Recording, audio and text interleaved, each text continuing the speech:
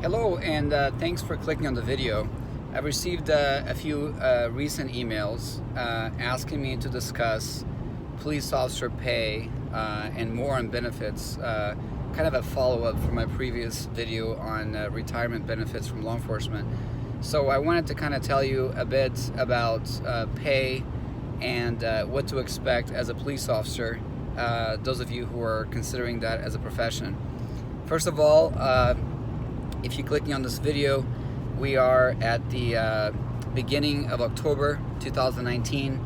The last count is close to 40,000 job openings for a police officer in California alone. So if you're considering getting a job in law enforcement, it's never been this great, at least not in my lifetime. So great time to plan a career as a police officer, deputy sheriff, California Highway Patrol, etc. So let's talk about pay. When you get hired in law enforcement, you have your base pay, and then you have your benefits, and then you have your retirement, right? And in my previous video, I talked to you about retirement. It's a great retirement system, public employee retirement system or county retirement system, and it pays you really well with a 2% a year increase for the rest of your life. On pay, when I first became a police officer, I got paid basically bi-weekly. Every 2 weeks I got a paycheck, and there's 52 weeks in a year, so basically I think every 2 to 3 months there's some months where you actually get 3 checks, which is really nice. That's your base salary. So they basically take out deductions for your benefits, a little bit for your retirement and Social Security, etc., and then the rest of it is your money. Now that's the base salary, but I gotta tell you something that not a lot of you know. But if the base salary is around 70,000, let's just say that's what you start out as a police officer. Most agencies now are very close to that or much higher. You also have overtime.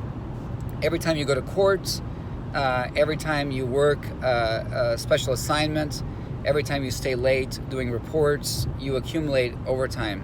And it's not uncommon for any police officer, their first year, he or she is going to make over $100,000.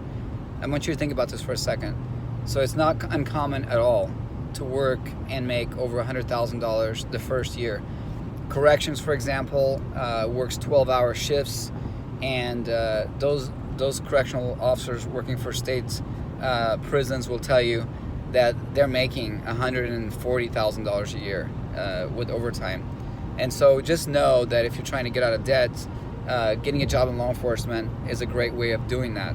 I would get my base salary, and then I would work overtime, going to court, working extra assignments, doing extra hours after work, and then I would accumulate comp time off, CTO, comp time off. And CTO, like for the last agency that I worked for, a large agency, I think you were limited to like 500 hours of CTO. Then anything over that, the city has to pay you because they don't want to have so much liability on the books. And I will tell you that my first year, I accumulated, 400 hours of CTO. I cashed it, I paid off my wife's car, and then I accumulated another, the following year, another 275 hours. I cashed it, I paid off my truck, and then I started building my savings and did really well, paid off all my bills, and life was good. And then when I got assigned to Tactical Patrol Unit, for example, there was always overtime because we were doing surveillance, and so it was not uncommon to earn a whole lot of money while working surveillance, or when I had an arrest and I had to go to court the next day, etc. So that's what I wanted to share with you. The other thing is, so since you guys wanted to know how we get paid, some agencies I think may pay you, especially if you're a reserve officer, every week. I think for the most part it's bi-weekly, and then if you work in an educational environment like me, I get paid once a month, so I definitely have to budget my monies that way. And I do hope you're budgeting as you're watching this video. The other thing I want to talk to you about is students basically always reach out to me and ask me, how did I do it? You know, like, man, it's, you know, especially you guys right now watching this video, a lot of distractions on the internet. Super duper amount of distractions. I know it sounds like a weird word, but it's a catchy phrase. I keep meeting with students. I keep talking to students on the phone and in person. And I gotta tell you, a lot of you just have to pause what you're doing to work on your intended goals. Pause what you're doing. I mean, stop trying to fix everybody else. Stop trying to find love. Stop trying to fix relationships. Stop trying to fix your friends' problems and your family's problems. You need to become super selfish about what it is that you're going to do. In my case, I borrowed money and put myself through the police academy as an independent. I basically had a couple things that I had to deal with. I wasn't very tall, and I wasn't very strong, and I didn't have a college degree, and there weren't that many jobs out there. And so I was smart. I talked to the right people. I had a mentor, and I urge a lot of you to listen to my videos so that you can pretend that I'm your mentor, or reach out to me so that I can kind of help you. So anyway, I put myself through the academy. So a lot of you, again, are trying to fix everybody's problems. You know, you want to become a police officer, you want to get into law enforcement, you want to make a difference, but you're so enthralled into fixing everybody's problems. You have to listen to all your Netflix shows, and you're binging on those, and you're basically wasting your life on watching videos that are not helping you, etc., etc. Again, at a certain point in your life, and hopefully sooner than later, you have to pause and decide what it is that you want to do as a career. A lot of you that I talk to, you hate your jobs. You hate these part-time jobs. Many of them don't give you benefits, no retirement, no extra pay, or very little pay. And you hate your supervisors, and you're miserable. You're not making a difference. Every day is the same. You're working at a factory, whatever, right? And so I'm telling you that once you come up with this thing where, hey, I've had enough, you know, I'm tired of working in this miserable job. You know, Professor Silva, what he's saying is right. I need to pause my life. I need to, you know, put everything on hold. Learn to say no, right? Friends want to go out, no. Girlfriend wants to go out, no. Boyfriend wants to go out, no. Like, you need to work on yourself. What's the first step? Okay, I need to adjust my camera here. The first step is to take the post-Pellet B exam, and I have a couple of videos on that. And there's books, study guides at Barnes & Noble that you can take and, you know, walk into the store and just go to the test section and start reading through those books. Turn off your phone. Turn off your frickin' phone. Put it on silent, okay? Put on a little mode, you know, nighttime, right? So people don't bug you, so that you can go work on yourself. Anyway, study for the Pellet B. Pass the Pellet B. Consider if you want to put yourself through the academy as an independent police officer. You know, you're going to go through the academy, police academy as independent. That means you have to come up with some money, $3,500 or whatever, or student loans, because a lot of the programs to junior colleges, it's 18 units, and you could do this 6 months out of your life. Go do it, right? Delta College in Stockton has an extended academy that if you have a family and you basically don't want to quit your job, you can do the academy, the extended academy, for 10 months. And so then you have the academy, and then you could apply to an agency, and now you're one step closer to getting hired as a police officer, right? And then, so those are things you need to start planning, is like, put everything on hold, pause, right? And then go work on your future, go work on your career, go make it happen, right? Stop trying to fix everybody's problems. Stop living in the past, right? And I gotta tell you, majority of you guys' problems is like this thing about your thoughts, right? You know, your thoughts are running amok. I mean, I talk to students all the time, and they say, well, what about this? What about that? What if this happens? What if that happens? Well, you know what? If you're going to live a life on what if, you're going to spend your whole life on hold, waiting for the perfect moment. There isn't a perfect moment. The younger you are, the more fit you are, the easier you'll pass the academy. It's just that simple, right? The younger you are, the more fit you are, the faster you'll pass the police academy.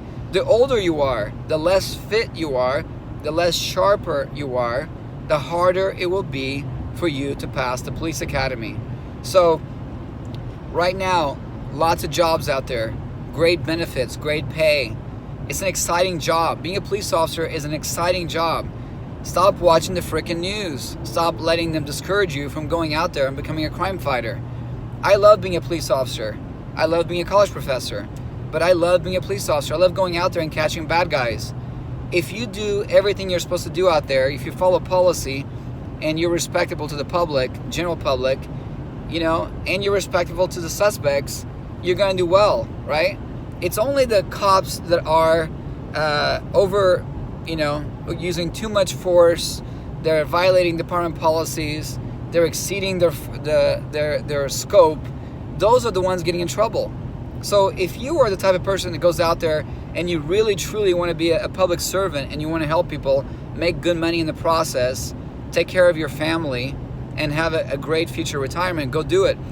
And one more thing, I know this video has turned out longer than I thought, but one more thing about the danger factor.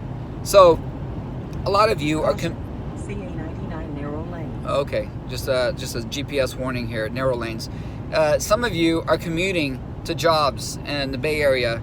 Some of you are commuting even farther than that, and you're driving on the road, and every day on the road people die on the road, right? They're just accidents, you know, everywhere, right?